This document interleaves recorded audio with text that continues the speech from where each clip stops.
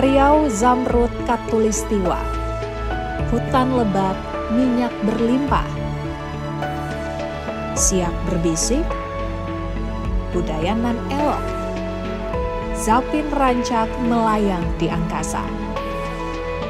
Inhil sagu, sumber kehidupan, kompang bergema, riang gembira, warisan leluhur terjaga di hati. Riau gemilang, abadi selamanya. Riau dikenal sebagai salah satu provinsi penghasil minyak dan juga gas bumi terbesar di Indonesia. Lapangannya telah berjaya dari zaman kolonial Belanda hingga kini dikelola oleh BUMN, bahkan BUMD-nya. Di Kelana Migas Nusantara kali ini saya akan melihat langsung bagaimana masyarakat Riau mengelola potensi migas yang ada di bumi Lancang Kuning ini. Riau sebuah provinsi yang kaya akan sumber daya alam. Disinilah PT Bumi Siak Pusako, sebuah badan usaha milik daerah yang memegang peranan penting dalam industri hulu migas. Kisah mereka dimulai di tengah kekayaan alam yang melimpah ini.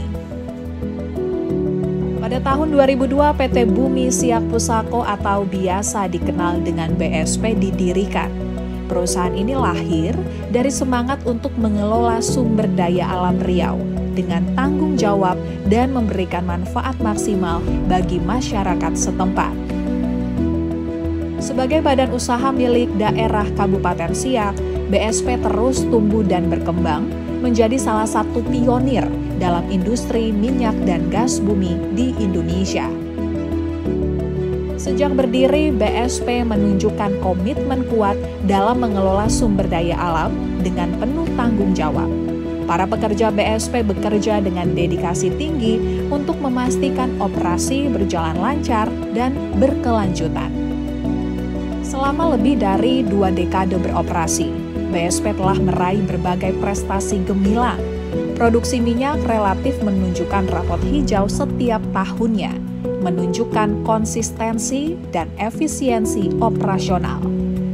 Penghargaan demi penghargaan datang sebagai pengakuan atas kinerja perusahaan baik dalam pengelolaan lingkungan maupun tanggung jawab sosial. Dari peningkatan produksi hingga penghargaan dalam pengelolaan lingkungan, BSP terus membuktikan diri sebagai perusahaan yang tidak hanya fokus pada keuntungan, tetapi juga pada keberlanjutan dan kesejahteraan masyarakat. BSP mengelola wilayah operasi yang luas di Kabupaten Siak, mencakup lebih dari 3.900 km persegi. Dari peta ini terlihat jelas betapa luasnya area operasi mereka. Kilang minyak dan sumur-sumur migas tersebar di berbagai lokasi strategis, memanfaatkan potensi sumber daya alam yang melimpah di Riau.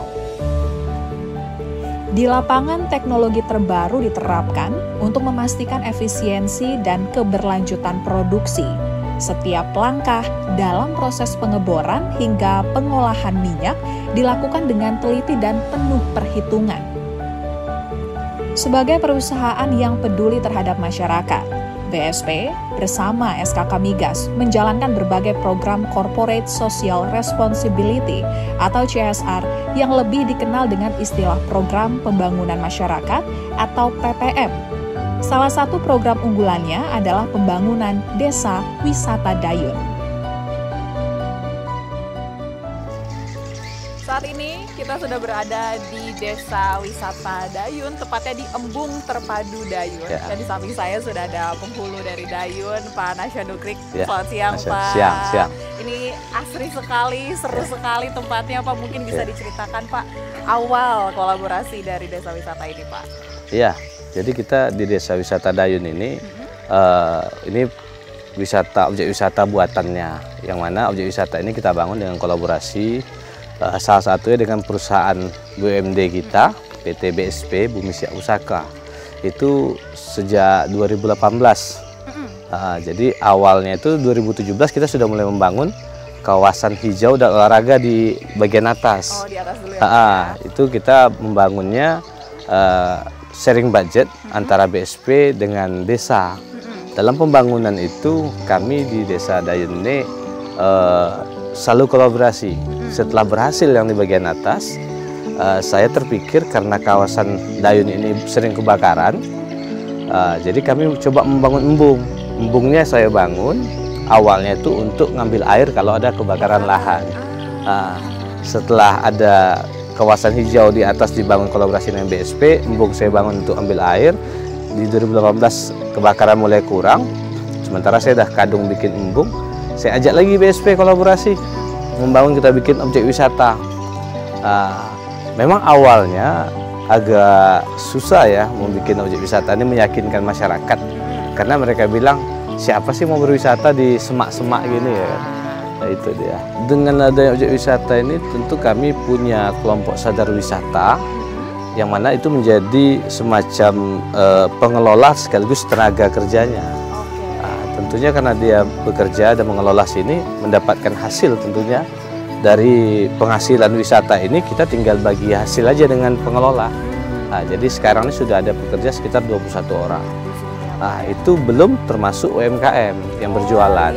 Iya, Jadi kalau di hari libur, kalau di hari libur kan berisi bukan hanya ini, nanti ada UMKM yang pakai gerobak, pakai apa? Ditambah lagi UMKM binaan BSP sendiri juga ada, yang mana nanti orang Mbak bisa ke sana tuh. Ada Sedesa Kaya namanya. Jadi Sedesa Kaya itu nanti dia mengelola semangka, mulai dari perkebunan semangka sampai ke turunan-turunannya. Itu baru juga tuh, baru Pak. Jadi itu semangka diolah gitu, Pak. Iya. Ada jadi makanan. Ada jadi makanan, ada jadi motif daunnya jadi batik.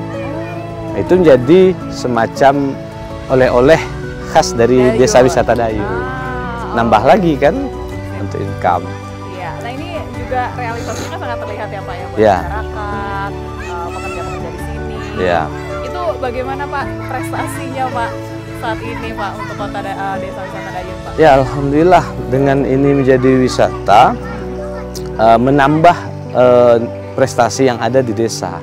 Jadi kami pernah mendapatkan semacam penghargaan dari kementerian, bahwasanya dari Pak Sandiaga Uno, Menteri Pariwisata, kami mendapat prestasi desa wisata, di anugerah desa wisata itu terbaik 1 kategori kelembagaan.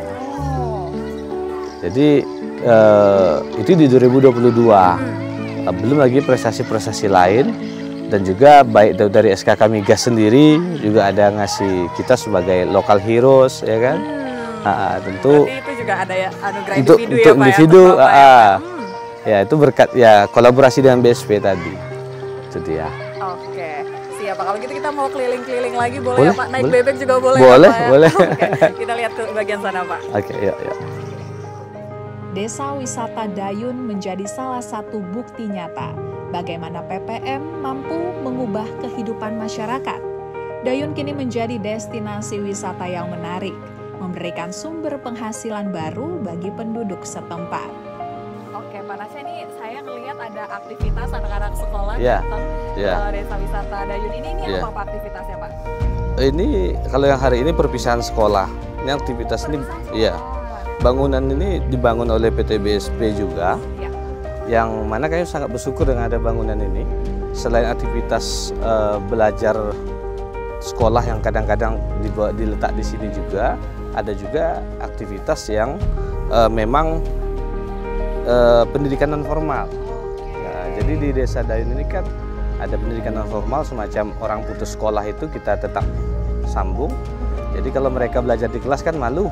Nah, di bangunan BSP ini belajar tuh. Makanya adalah ini apa Iya. yang dibilang? Kalau kami bilang ini gazebo besar. Gazebo besar ya, Iya. Pak, ya. Oh, jadi ada aktivitas pendidikan juga buat teman-teman di sini yang putus sekolah belajar Iya, sore-sore gitu. sore-sore sini. Nah, itu tenaga pendidikannya dari mana, Pak? Tenaga pendidikannya memang kita minta dari UPTD Pendidikan. Nah, selain itu juga dari BSP-nya membantu alat peraga edukasinya. Kalau untuk PAUD-nya ada APE bermain. Kalau untuk yang putus sekolah tadi itu semacam buku dan alat tulisnya BSP bantu. Jadi ini benar-benar banyak ya kolaborasi Banyak di banyak sini, sih. ya, Pak, ya, nggak cuma BSP tapi dari pemerintah setempat petani Iya, juga, iya. masyarakat juga ikut terlibat. Iya. Oke, kalau gitu. Itu dia. Kita lanjut lagi. Ayo, Tasya, ke boleh, kiri boleh. kali ya Pak ya. Kiri, yuk. Ya. Dengan berbagai pelatihan keterampilan dan program pemberdayaan, BSP membantu masyarakat Dayun untuk mandiri dan sejahtera. Program ini tidak hanya memberikan manfaat ekonomi, tetapi juga memperkuat ikatan sosial dan budaya lokal.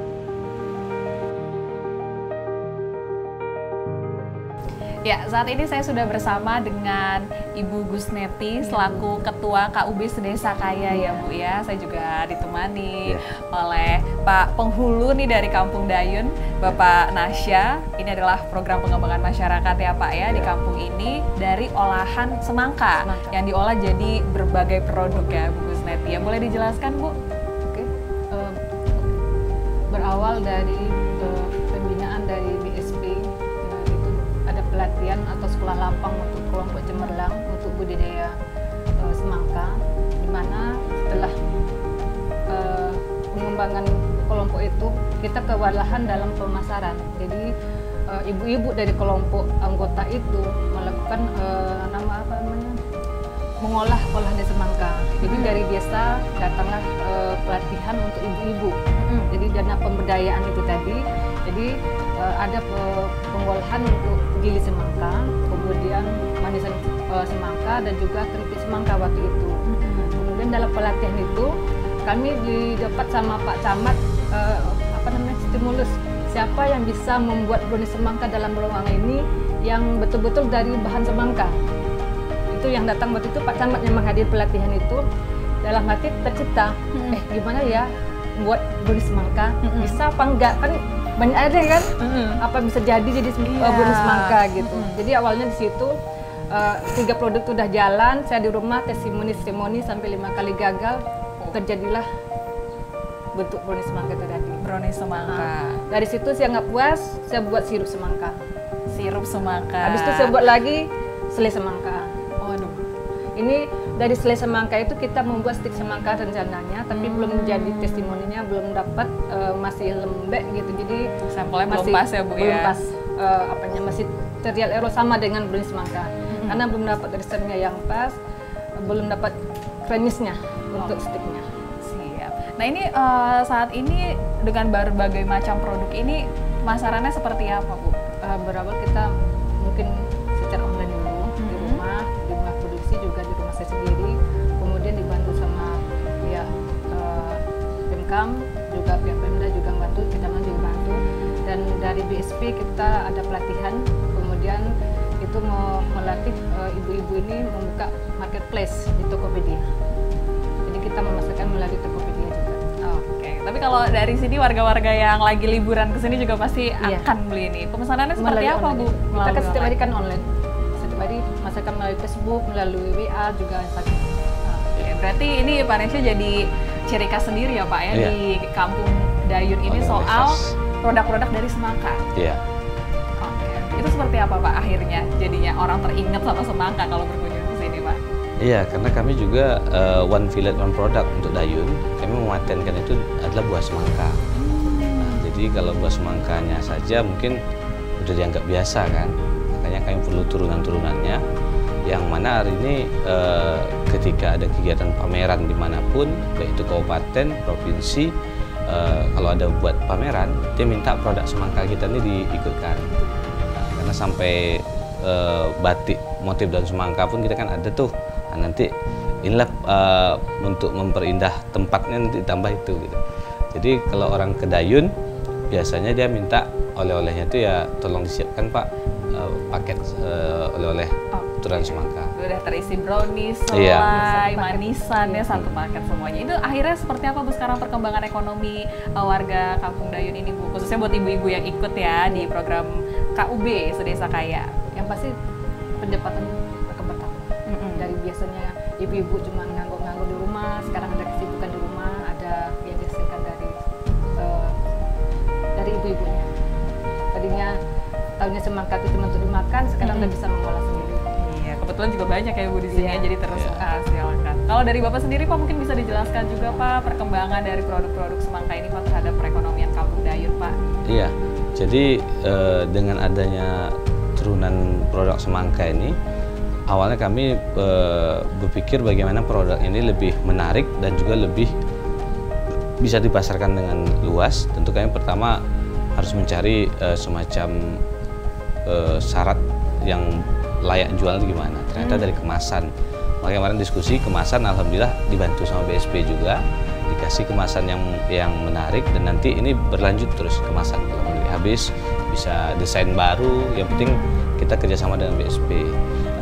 Akhirnya menjadi sebuah tambahan pendapatan di rumah tangga masyarakat yang ikut serta dalam pengembangan Kubesi Desa Kaya ini. Tentunya kalau udah ikut jadi tambahan pendapatan, ini kan bisa meningkatkan kesejahteraan juga kan. Dan saya yakin kalau ini terus berlanjut, ini akan lebih menjadi besar ya, seperti daerah-daerah lain yang punya oleh-oleh khas sendiri. Oke, jadi semakin spesifik kalau ke Dayun pasti yang dicari oleh-oleh semangkanya ya Pak ya. Itu dia, kita jadi semakin tahu bagaimana industri hulu migas turut mengembangkan potensi perekonomian di sekitar wilayah kerjanya di Kampung Dayun ini. Salah satu kekuatan BSP terletak pada sumber daya manusia. Mayoritas pekerja di BSP adalah warga negara Indonesia yang bekerja dengan semangat dan dedikasi tinggi. BSP juga memberikan pelatihan berkala untuk meningkatkan kompetensi dan profesionalisme mereka. Keamanan dan keselamatan kerja atau K3 menjadi prioritas utama dalam setiap operasional BSP. Prosedur keselamatan yang ketat diterapkan di seluruh area operasi. Penggunaan alat pelindung diri dan latihan evakuasi rutin dilakukan untuk memastikan setiap pekerja dapat bekerja dengan aman. Unsur kesehatan dan keselamatan kerja merupakan prioritas utama dari seluruh kegiatan operasional dari industri hulu migas. Oleh karena itu, saya akan mengikuti safety induction terlebih dahulu sebelum masuk ke area operasi dari WKCPP yang dikelola oleh Bumi Siang Pusako. Tentunya setiap perjalanan tidak selalu mulus. BSP juga menghadapi berbagai tantangan, baik dari segi teknis, alam, maupun sosial. Namun dengan ketekunan dan inovasi, mereka berhasil menemukan solusi untuk setiap hambatan yang ada. Halo, selamat siang Pak Indra. Iya Pak, ini saya sebagai visitor mau masuk area WKCPP, apa saja yang harus saya gunakan Pak? Baik, sebelum masuk atau ada kegiatan di WKCPP ini, baik tamu ataupun anak-anak magang segala macamnya itu harus kita kasih safety induction dulu sebelum mereka di lapangan nanti. Oke, kalau secara yang harus digunakan apa aja nih Pak supaya tetap aman selama berada di area produksi WKCPP yang dikelola oleh BSP ini Pak? Untuk daerah-daerah red zone seperti gathering station itu harus menggunakan APD lengkap ya, APD lengkap harus menggunakan koprol, sepatu yang sudah tersandar safety, safety hat yang ada chain strapnya. Terus kalau perlu sarung tangan segala macam itu sesuai kebutuhannya di lapangan nanti. Oke, kalau area-area yang bisa saya masukin di mana aja Pak? Untuk tamu yang tidak berkepentingan dalam hal ini yang khusus ya, apakah hanya sekedar bertamu, hanya sekedar mengurus sesuatu, tidak harus ke daerah-daerah zone, ya, sesuaikan aja seperti itu. Oke, siap. Berarti ada 3 area tadi ya Pak ya, ada red zone, kemudian green zone, satu lagi yellow zone. Oke, kalau gitu kita akan masuk ke ruangan apa ini Pak Indra? Ini ruangan konferensi room atau di sini juga disebut ruang meeting operasi. Biasanya teman-teman dari semua fungsi meeting pagi di sini. Oke, sekarang kita safety induction di dalam ya Pak ya. Oke, mari Pak. Penggunaan teknologi terbaru dan prosedur keselamatan yang ketat menjadi kunci keberhasilan BSP dalam menghadapi tantangan ini. Tim kerja yang solid dan terlatih juga memainkan peran penting dalam setiap langkah operasi.